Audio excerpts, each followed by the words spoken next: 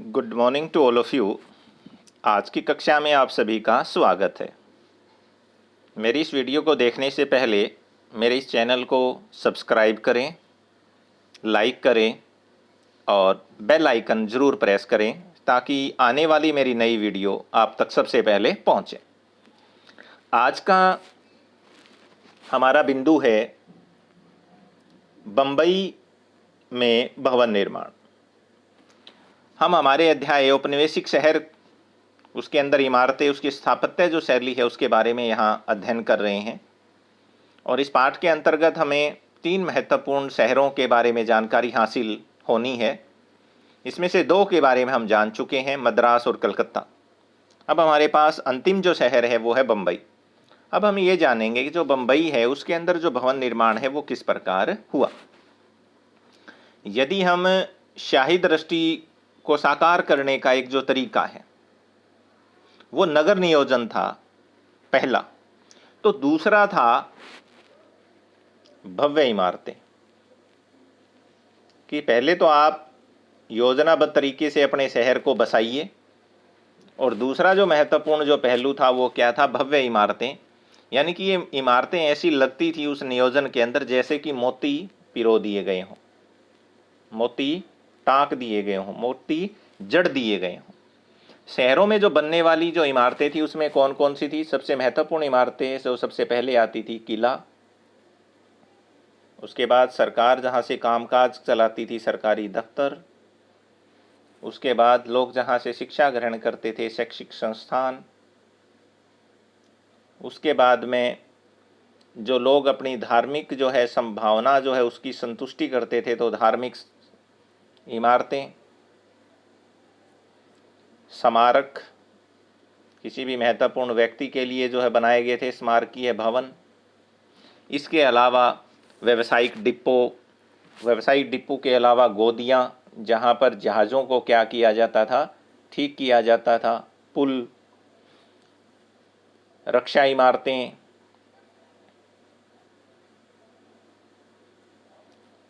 प्रशासन और वाणिज्य, इन सभी की आवश्यकताओं की पूर्ति करने के लिए यहाँ पर बहुत बड़ी बड़ी इमारतों का निर्माण किया गया। और ये जो इमारतें होती थी ये शाही सत्ता का, राष्ट्रवाद का और धार्मिक वैभव का भी क्या देती थी, विचार देती थी। तो आइए अब हम देखते हैं कि जो बम्बई है उसके अंदर इस सोच को अमली जामा कैसे पहनाया गया। तो सबसे पहले बम्बई को 7 टापुओं को मिला के बनाया गया। जो छोटे छोटे जो 7 टापू थे उनको क्या किया गया, मिलाया गया। ये प्रश्न कई बार आ जाता है कि बम्बई जो है कितने टापुओं का शहर है, तो कितने टापुओं का शहर है, 7। और जैसे जैसे आबादी इनकी बढ़ी थी इन इलाकों की, तो इन सारों को क्या कर दिया गया था, मिला दिया गया था। और मिलाने की वजह से क्या हुआ था, यहाँ पर बहुत ज़्यादा जगह जो है पैदा हुई और ये जो टापू है ये एक दूसरे से क्या हो गए, जुड़ गए और एक विशाल शहर अस्तित्व के अंदर आया। और जो बम्बई है ये औपनिवेशिक जो शहर है, औपनिवेशिक जो साम्राज्य था उसकी क्या बनी, वाणिज्यिक राजधानी बनी। कौन सी राजधानी बनी, वाणिज्यिक राजधानी। क्यों? क्योंकि सबसे ज़्यादा जो व्यापार होता था वो इसी बंदरगाह से होता था। भारत की जो पश्चिमी तट की जो बंदरगाह थी बम्बई, ये अंतर्राष्ट्रीय व्यापार के अंदर जो व्यापार किया जाता था जिसमें हम आयात और क्या करते हैं, निर्यात। इस आयात और निर्यात का 50% से अधिक अकेली बम्बई से क्या होता था, जारी होता था। इसलिए जो बम्बई है 19वीं सदी के अंत तक जो है व्यापार का जो है महत्वपूर्ण व्यापारिक नगर बन गया। और यहाँ से सबसे ज़्यादा जिस वस्तु का व्यापार होता था वो अफीम था। और ये अफीम यहाँ से कहाँ जाती थी, चीन जाती थी।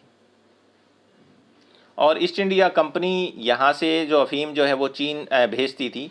और इस व्यापार के अंतर्गत भारतीय व्यापारी और बिचौलिए इस व्यापार में हिस्सेदार भी थे।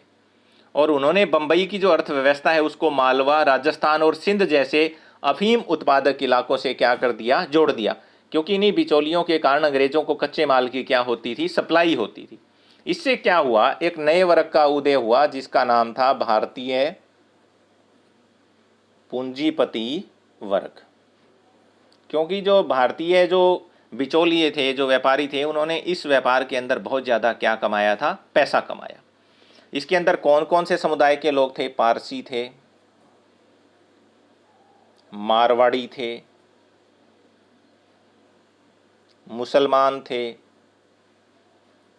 गुजराती थे, विभिन्न समुदायों के लोग यहाँ व्यापार में लगे हुए थे। और आपने पीछे भी पढ़ा था, हमारा एक पाठ आया था जिसके अंतर्गत हमने ये जाना था कि 1861 के अंदर किस प्रकार जो है अमेरिका के अंदर गृह युद्ध छिड़ा और अमेरिका से आने वाली कपास क्या हो गई, बंद हो गई अंतर्राष्ट्रीय बाजार में। तो भारतीय कपास की मांग क्या हो गई, यहाँ पर बढ़ गई और इसने जो है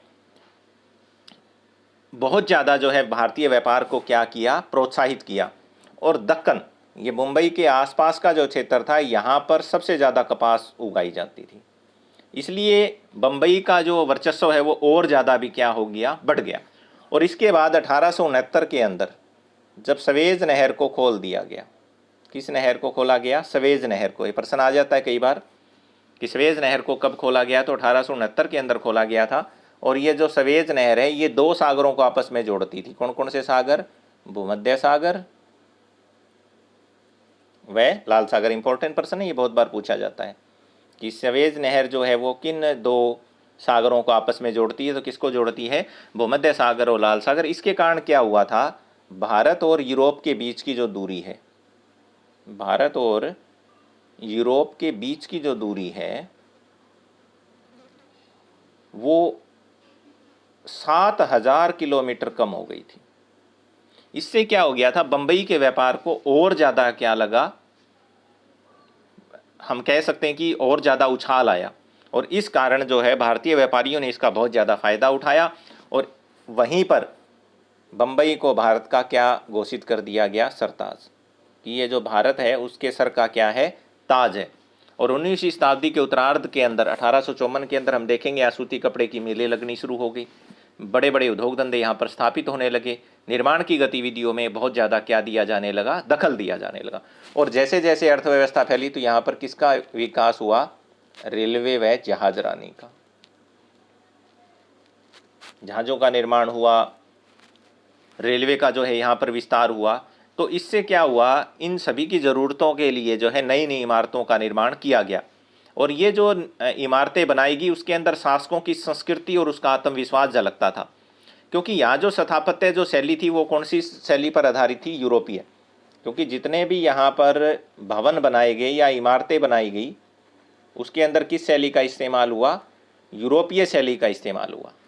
अब वो क्यों हुआ, उसके 3 रीज़न थे। पहला रीज़न तो क्या था कि अंग्रेज ये चाहते थे कि जिस देश में वो रहते हैं वो उनके लिए अनजान देश है, वो देश क्या है, उनके लिए अनजान है। और इस अनजान देश के अंदर अगर उनकी इमारतें उनके हिसाब से होंगी तो ये शहर और ये जगह भी उसे क्या लगेगी, अपनी लगेंगी। क्या लगेगी, अपनी लगेगी। दूसरा क्या है, श्रेष्ठता, कि जो अंग्रेज जो लोग थे वो भारतीय लोगों के ऊपर अपनी श्रेष्ठता, अपना अधिकार और सत्ता का क्या करते थे, प्रतीक मानते थे। तीसरी बात क्या थी, फर्क। ये इमारतें जो उन्हें भारतीय लोगों में और यूरोपीय लोगों में क्या दिखाती थी, फर्क दिखाती थी। तो इसलिए उन्होंने ये इमारतें जो है बनाई। तो ये जो शुरुआती जो इमारतें यहाँ पर बनी थी वो भारतीय जो इमारतें बनी हुई थी उनके मुकाबले में अजीब लगती थी, क्योंकि भारतीय लोगों ने कभी भी ऐसी इमारतों को देखा नहीं था। तो भारतीय इमारतों के सामने जब अलग की इमारतें दिखाई देगी तो वो थोड़ा सा अजीब लगती थी। लेकिन जैसे जैसे समय बीता तो भारतीय लोग भी जो यूरोपीय जो स्थापत्य शैली थी उसके क्या हो गए, आदी हो गए। और उस समय पे एक नई जो है संरचना देखने को मिली थी जिसका नाम था बंगला। बंगला किसको कहा जाता था, ये अंग्रेजी भाषा के बोंगला शब्द से निकला है। किस शब्द से निकला है, बुंगलो शब्द से निकला है। और इसका अर्थ क्या होता था, ये परंपरागत जो है पहले घास फूस की जो झोपड़ी होती थी सेम वैसी ही बनाएगी। और अंग्रेजों ने जो है उस घास फूस की जो झोपड़ी होती है जो भारतीयों ने बनाई थी उसको अपने हिसाब से क्या कर दिया, बदल दिया। और उसमें क्या किया गया था, ढलवा छतें होती थी। इसकी छतें आप ये देख लेंगे, यहाँ पर ये बंगला है, इसकी छतें आप अगर देखेंगे तो ये क्या है, ढलवा है। और भारत के अंदर जो झोपड़ियाँ बनती थी वो भी ऐसे ही बनती थी। और बंगले के चारों ओर क्या होता था, एक बरामदा होता था। ये बाहर अगर आप देखोगे तो ये क्या है, बरामदा है। और ये जो बरामदा होता था ये बंगले को अंदर से क्या रखता था, ठंडा रखता था। और जो घरेलू नौकर होते थे वो इन इन बंगलों के बरामदों में क्या कर सकते थे, रह सकते थे। और इसके अलावा जो है उनके रहने के लिए स्थायी रूप से अलग से क्या बना दिए गए थे, क्वार्टर बना दिए गए थे, जो इस बंगले से क्या होते थे, बाहर होते थे। और आज भी जो भारतीय शासक वर्ग के जो लोग हैं, हमारे जो मुख्य अधिकारी है, वो इन्हीं बंगलों में रहते हैं। ये प्राचीन इमारतें जो अंग्रेजों ने बनाई थी, आज भी आप इनको आमतौर पर क्या कर सकते हैं, देख सकते हैं। उसके बाद में अंग्रेजों ने यहाँ पर एक नई जो है शैली लेकर के आए थे, जिसका नाम था शास्त्रीय शैली। कौन सी शैली के भवन बनाए, शास्त्रीय या नियो क्लासिकल। इसमें क्या किया जाता था, किसी भी इमारत को बनाने के बाद या उसको बनाने से पहले उसके बाहर की साइड के अंदर क्या खड़े किए जाते थे, खंबे खड़े किए जाते थे पहले। ये देखिएगा आप, ये जो इमारत बनी हुई है इसके अंदर यहाँ पर आप इन खंभों को देख सकते हैं। और बाकी की जो संरचना इन खंभों के क्या है, जो बरामदा बना हुआ आपको दिखाई दे रहा है यहाँ पर, जो खाली जगह है, ये जो इमारत यूज की जा रही है वो इसके अंदर है, बरामदे के क्या है, अंदर जा करके है। तो इस शैली को क्या बोला गया था, नवगोथिक शैली। एक नई शैली जो आई थी इमारतें बनाने की। तो इसमें क्या किया जाता था, मैंने अभी आपको बताया था कि बड़े बड़े स्तंभों के पीछे जो है रेखागणितीय संरचनाओं का निर्माण किया जाता था इस शैली की। और ये शैली कहाँ की थी, प्राचीन रोम से आई थी। प्राचीन रोम के अंदर इस शैली का क्या किया जाता था, इस्तेमाल किया जाता था। तो भारत में ब्रिटिश साम्राज्य के लिए इसे खास तौर पर अनुकूल माना जाता था। क्यों माना जाता था, क्या भारत की जलवायु क्या थी, उष्णकटिबंधीय थी। अगर बरामदा बाहर नहीं होगा तो जो सूर्य की गर्मी है वो पहले ही जो है कमरों को क्या करना शुरू कर देगी, गर्म करना शुरू कर देगी।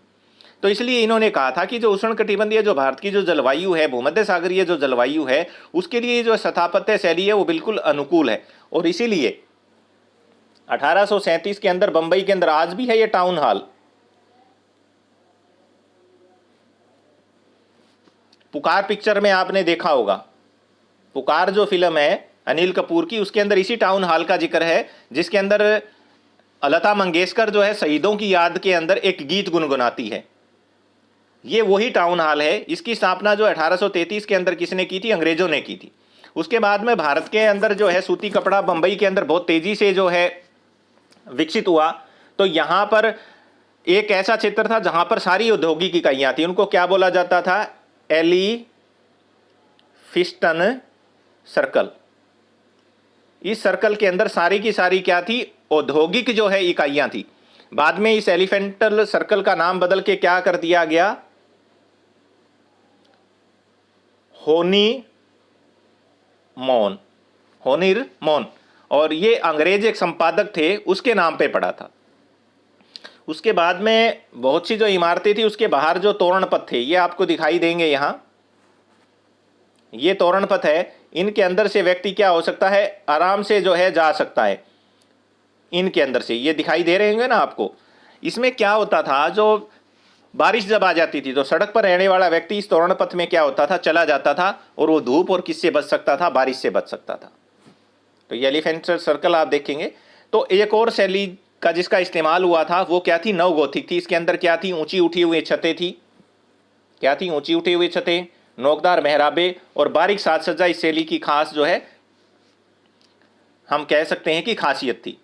इसके बाद जो गोथिक शैली का जो जन्म है वो इमारतों खासतौर से गिरजों से हुआ था, जो कहाँ पर थे, रोम में। अभी हमने बात की थी कि ये सारे के सारे रोम जो गिरजाघर बनाए गए थे वो सारे इसी शैली के अंतर्गत जो है बनाए गए थे। उसके बाद में इस शैली के अंदर भारत के अंदर सचिवालय, मुंबई विश्वविद्यालय और उच्च न्यायालय जैसी शानदार इमारतें जो है समुद्र के किनारे पर बनाई गई।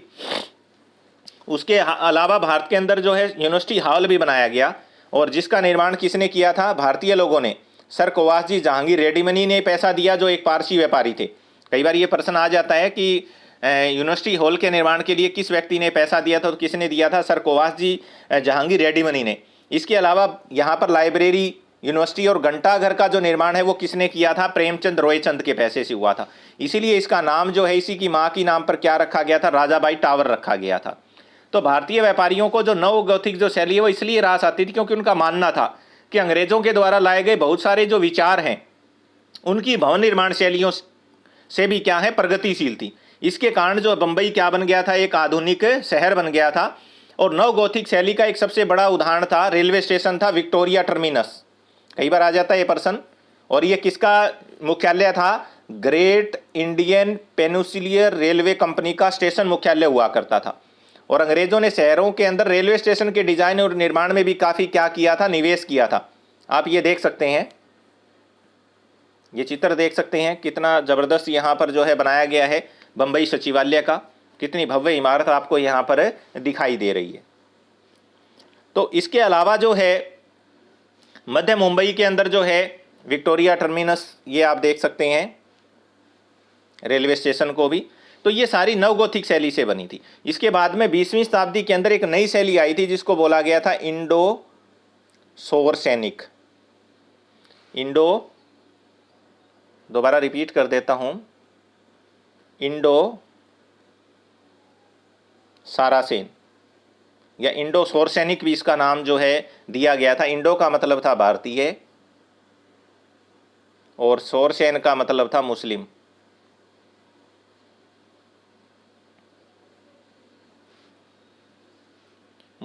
यानी कि जो इस्लामी जो क्षेत्र, अरब क्षेत्र के अंदर जो मुसलमान अपनी इमारतें बनाते थे, उनकी शैली और भारतीय शैली को मिलाकर के ये शैली बनी थी। उसमें क्या क्या चीज़ें नहीं आ गई थी, गुंबद नहीं थे भारत में, वो आ गए थे। मेहराबें यानी कि ऊंची ऊंची जो दीवारें होती थी, जो शिखर होते थे, वो आ गए थे। जालियां आ गई थी, ये आ गई थी। इंडो सैनिक की जो विशेषता थी वो खास बात थी गुंबद और मेहराबें थी। और सार्वजनिक जो वास्तुशिल्प के अंदर भारतीय शैलियों का समावेश करके अंग्रेज ये स्थापित करना चाहते थे, ये बताना चाहते थे कि वे यहाँ के वैध और क्या है, स्वाभाविक शासक है।